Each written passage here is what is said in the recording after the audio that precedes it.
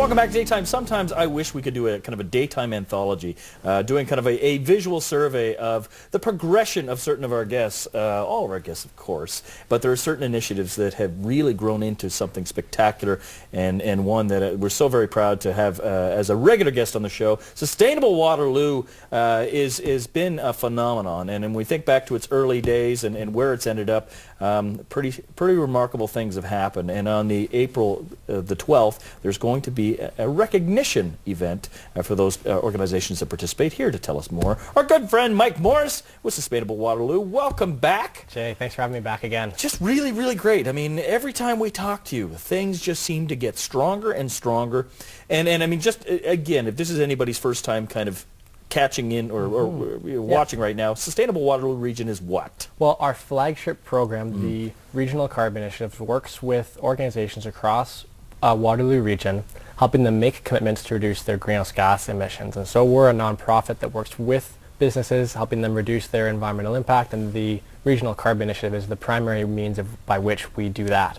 And what I love is these grassroots initiatives that, and I hate to bring it into play, but unfortunately on a federal level, we just recently ducked out of something called the Kyoto Accord that was our commitment to trying and bettering the environment. So to have these sort of grassroots initiatives that happen on a municipal level, that encourage companies not only to participate but provide infrastructure so that they can find out how they can do it in a way that is going to be economically viable. And in many cases, I mean, the cost savings that these companies are experiencing are substantial. That's it. And so our community can take a leadership role. And as you've said, in fact, we have. Over the past 4 years now, we've built it up to now 41 organizations that we'll be recognizing on April 12th that have made commitments to reduce their greenhouse gas emissions. We've now built those commitments up to 45,000 tons committed to be reduced. Now, what does that really mean? That's about 10,000 cars off of the road every year. Last year we were about 3,000 tons. So there's the kind of leap we made in the past year. So sure, internationally we've had some challenges in terms of real progress on climate change. But locally, and this is where you're seeing around the world, really, communities are taking a leadership role, in Waterloo Region in particular.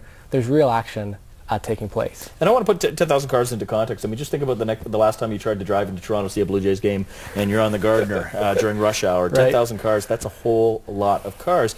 And it speaks to the fact that as a community, we really recognize that moving forward, we need to enact change, and quickly. That's right. But again, this organization, Sustainable Waterloo, provides opportunities for companies to put into play a plan. And again, we're talking about the 12th. There's this. I mean, there are people. There's the third annual recognition ceremony. That's right. So really, organizations of all types are participating in this. Last year we had about 300 people come out, so it's our pretty big splash event. I've been on the show a few times throughout the year talking about events we host that help educate organizations on how to reduce their emissions. Well, now we can come back and say, well, here's the progress that's actually been made.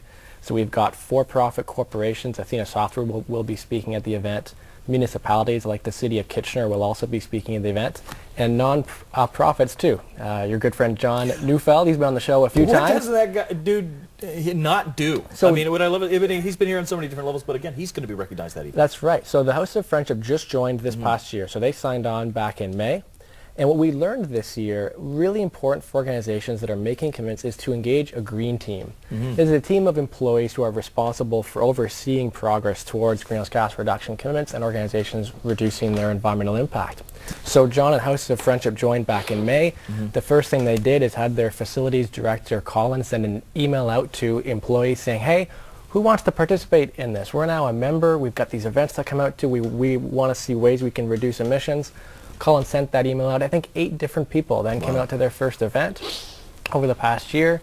They installed a 10 kilowatt solar panel up on one of their sites in Kitchener. And so you've got this great team of employees now who are incredibly engaged, everything from accountants to HR people to facilities people. So we're going to have John come out to the event, Colin as well. We'll kind of share the story of what House of Friendship's been up to this past year. And I wanted to, just to hit back on something you said earlier, I mean, typically when we think of these sort of initiatives, we often throw to the non-for-profit world. We think that these are the organizations that would traditionally gravitate towards this sort of initiative, but for profit, for profit organizations, again, because companies can make money by doing this. That's right, exactly. So Walter Feedy's another organization that will be presenting at the event. They're a for-profit organization. They, again, just joined this past year. And as I've mentioned on the show before, they're not doing it to kind of get some warm fuzzies. They're doing it because there is a means for them to maximize their profit as a member. They're going to save money as they cut their energy bills. They're going to attract better employees that really care about organizations that have an environmental strategy. They're going to improve their brand in the community as well. So they're one of many other for-profits, Ernst & Young, Deloitte, Sun Life Financial, that are all members of this. And this is the thing, is that the only way this is really going to take is to find a way to make being environmentally friendly, to develop a sustainable business, economically viable. That's right. To make it, and this is what's happening. And again, with your organization, you provide the resources and the infrastructure to put these sort of things into play. Right. Take the mystery factor out of it, because it's no longer about having a crew that just go around, sorting recycling. This goes much deeper. And what I love is the sense of, I don't want to say competition, but it definitely generates that sort of involvement that is really great to experience. We will be giving out some awards on the 12th. And again, this is about making real commitments to action. So it's not just talk, but here organizations, Ernst & Young's made a 20% commitment. You'll be hearing more about that at the event as we release our 2011 report.